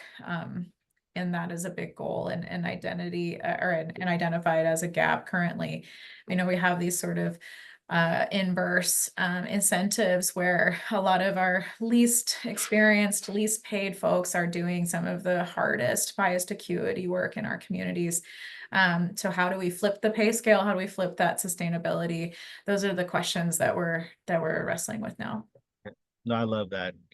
Like you said, the peer-based and have that lived experience, especially in behavioral health, it goes a long way. I could confidently say the staff that I've worked with provide the best results to the clients when they shared some sort of similarity to that kid's journey. So yeah, thank you.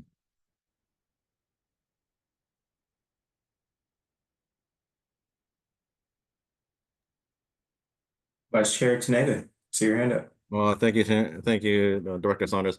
April, thank you so much for this presentation.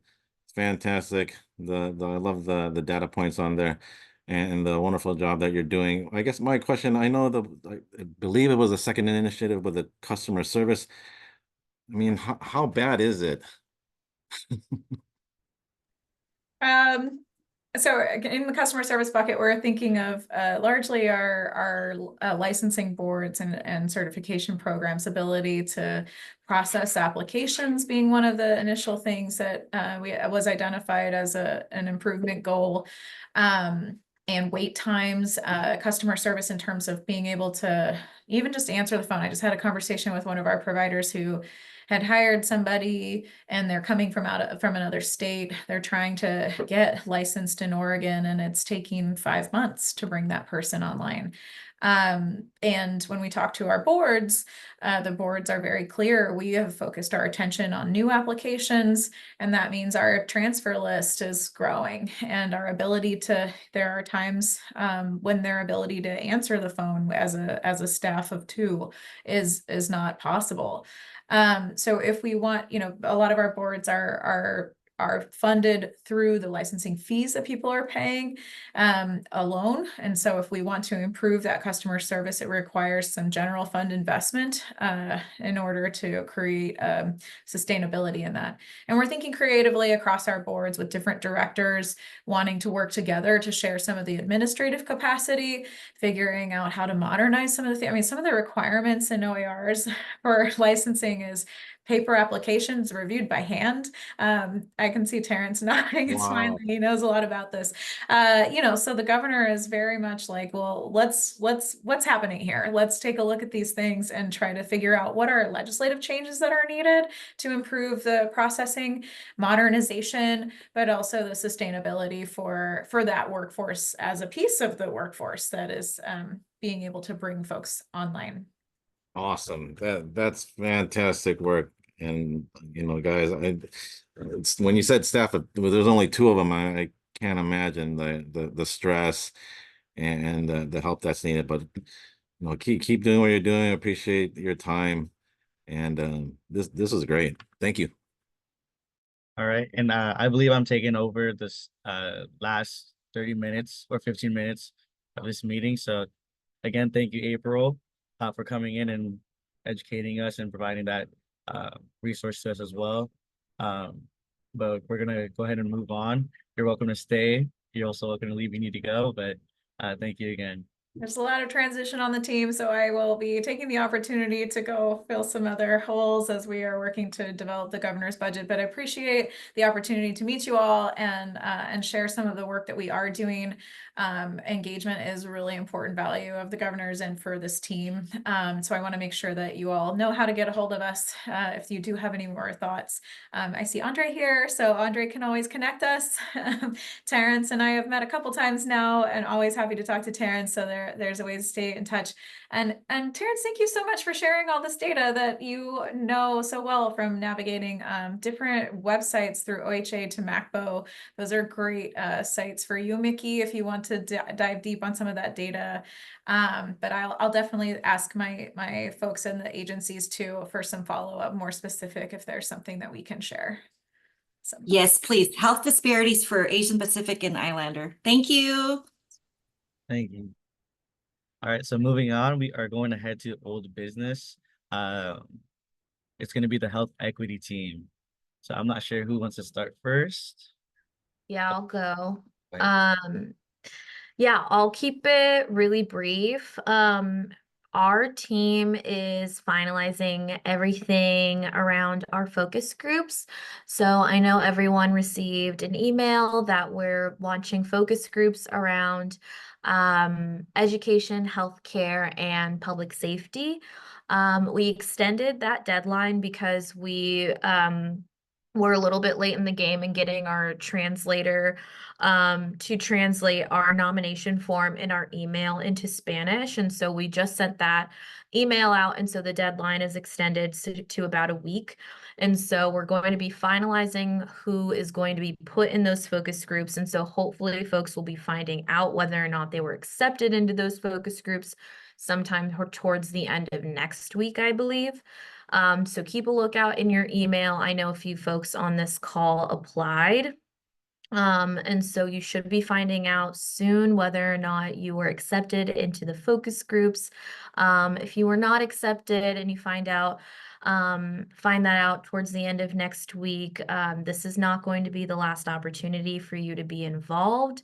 We will be doing something probably similar to these again. These are just the focus groups that we're launching for these 3 particular topic areas. We have a billion more, as you've seen on our recommendations tracker. These are just like the 3 that we're focusing on right now for upcoming legislative session.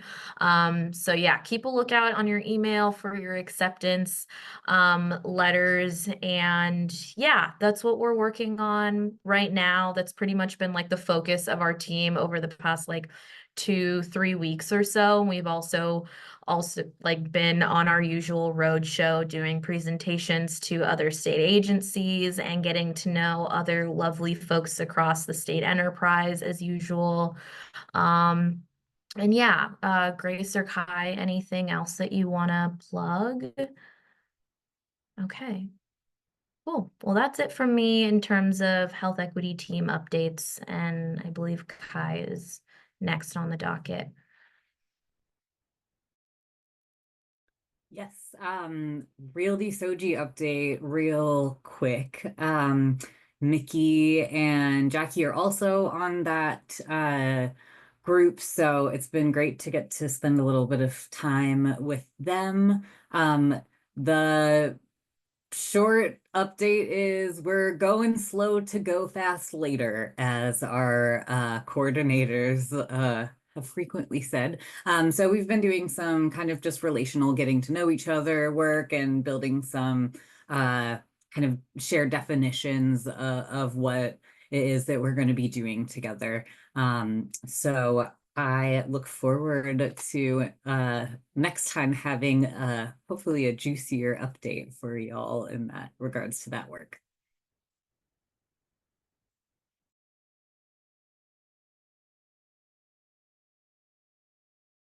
All righty, so I'll go ahead and move on to the next piece. Oops, sorry. Oh man, give me 1 second. Sorry, y'all. I think up next we have new business. So I have a million tabs open. I'm trying to pull back up my agenda. No worries, Co-Chair Khan. I could actually assist you in that regard. Thank you so much. Next up is Subcommittee and Legislative Days Update, Co-Chair Leung and Dr. Kyle Myers.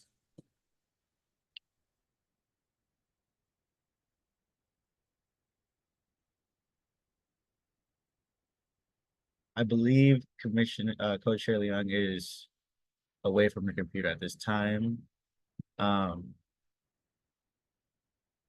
Dr. Myers, do you want to take the lead on this? Or I can go over it as well, either way. If you want to go over it, by all means do, and I'm here for support if you want to tap me in, and I'm going to start to put a few of the links in the chat too Gotcha. to help. All right. So regarding the subcommittees, we recently did a poll or a survey regarding which subcommittees we wanted to be part of in terms of where our priorities ended up being. Let's see. And let me pull up real quick. Let's see. Goodness gracious. I just had it up. I'll pop these in the chat for you too, Co-Chair Pon. Please do. Sorry, I'll give you 1 second here.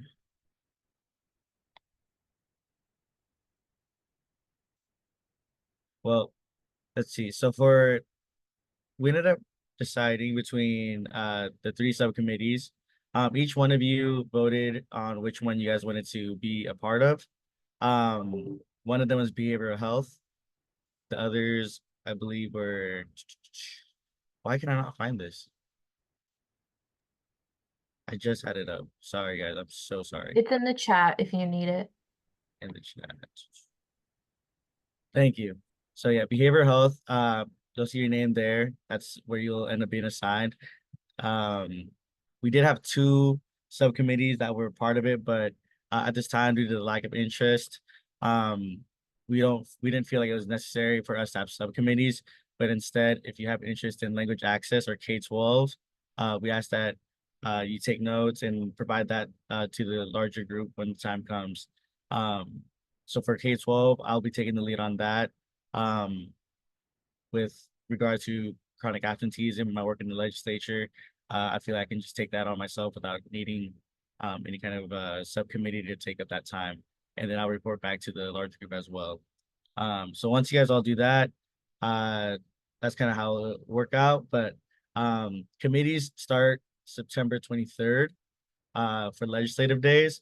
What we're asking is that each commissioner participate in legislative days, whether it's in person, virtually, or a mix of it. But please provide or pick the hearing that you'd like to go to, and again, bring that back to us in the next meeting. And that's correct, Commissioner Tenega. You are with that. They're with me as well. But am I missing anything, Dr. Myers? Oh, that's helpful. I'll just add a little bit of sprinklings on there of other things to draw your attention to, commissioners. So I've just put a link in the chat, which is a Google Doc that's shared among the OACO staff and all of the commissioners across the 4 commissions. And I've put in the different committees that are going to be happening during legislative days on like what day and time. And knowing, so if you want to kind of look above that in the chat of what subcommittee you're on, I've put kind of some guides in here of like, well, if you're on the behavioral health subcommittee, you will likely want to attend the House Committee on Health and Behavioral Health Care. It's meeting on Monday and Tuesday from 8:30 to 11 a.m. If you want to attend in person or if you want to attend online, I'm going to have the hearing rooms that they're in on this Google Doc, and I'll have the virtual link where you can click on it to watch either in real time or the recording of it. They just aren't posted quite yet. So we don't know the hearing rooms, we don't know the agendas, we don't know the online links, we just know the committee's days and times.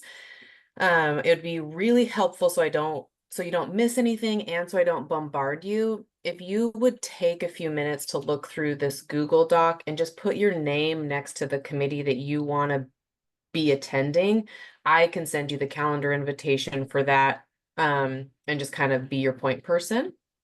And then the other things that we want you to just be aware of, we are hosting a lunch on Monday, September 23rd from 11 to 12:30 in the State Library, which is like a, 5 to 10-minute walk, 15-minute walk, depending on your stroll pace, from the Capitol. And it's going to be for commissioners and legislators and their staff. So I've already sent a calendar invitation for you on that.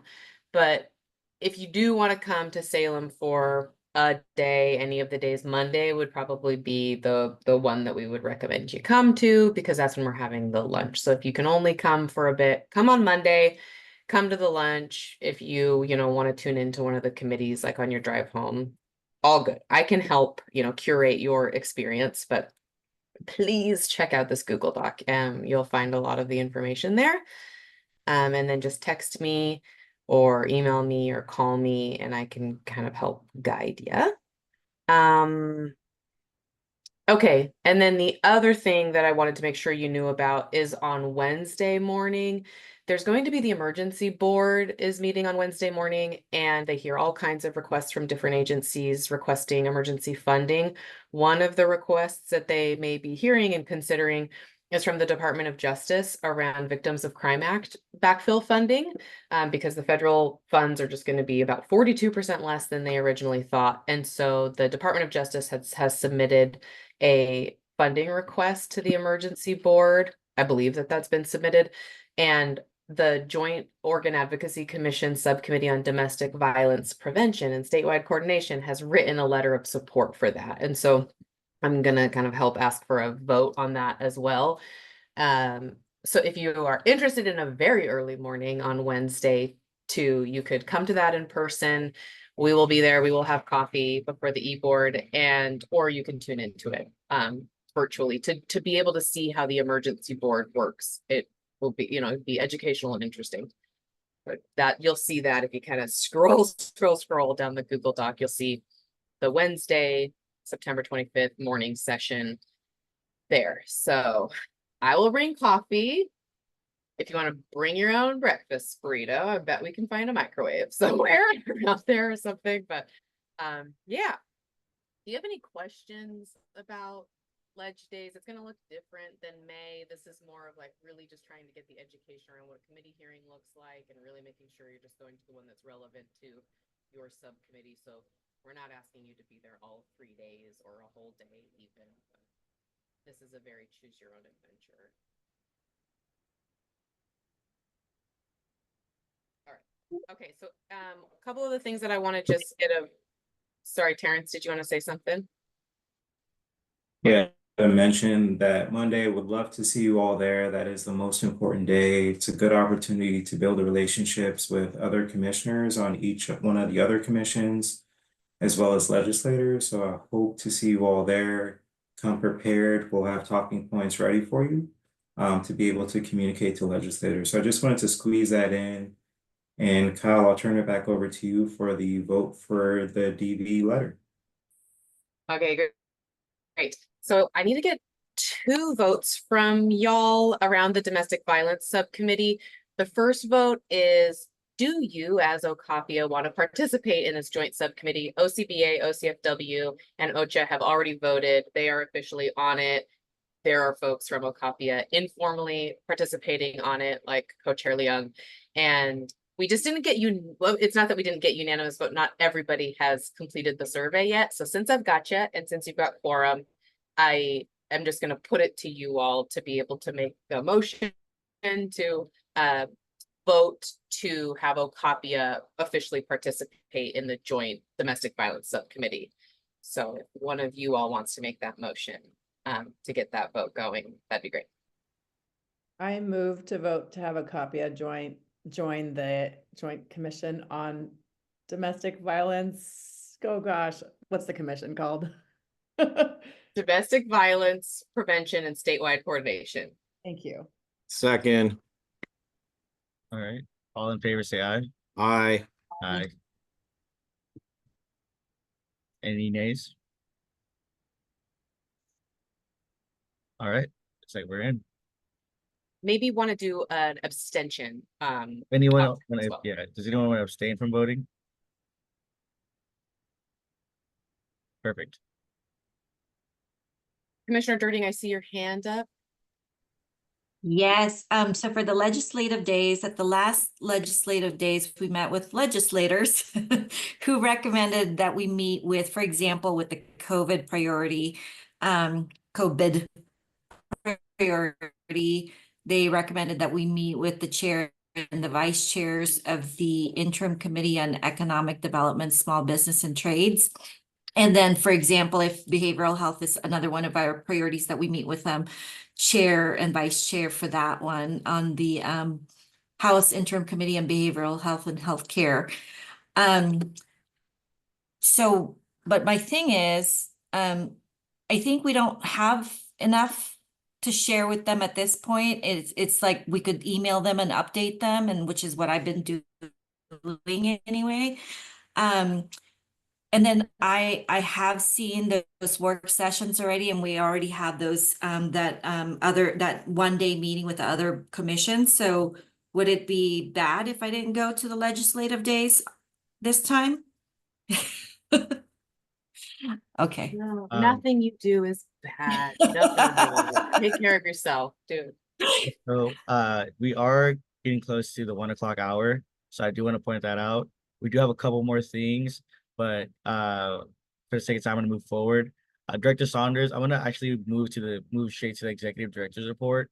And if folks want to stick around, we can kind of go over the WIAPI and planning committee update afterwards. Absolutely. We have one small other vote that needs to take place first. Sorry, So Dr. Kyle, Myers, go ahead. No, you're good. You're good. Some of you've already voted on this, but because you have quorum, we can just do this faster. So for the letter of support for the VOCA, for the Victim of Crime Act funding, I've sent an email just wanting to get a vote around would OCAPIA like to be involved in, officially approving that letter with OCAPIA as a signer of it. You've been voting individually, but it'd just be easier to get that done right now. So that's going to be my other thing to you, that would be a motion to have OCAPIA sign on to the letter of support.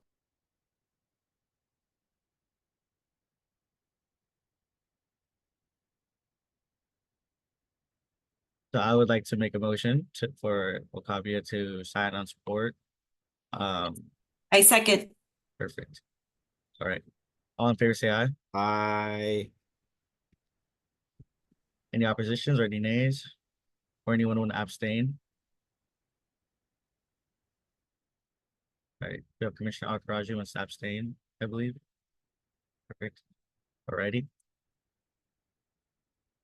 All right, with that, we will join that with Commissioner Akaraji abstaining. And then I'm gonna pass it over to Director Saunders. Take on his executive report.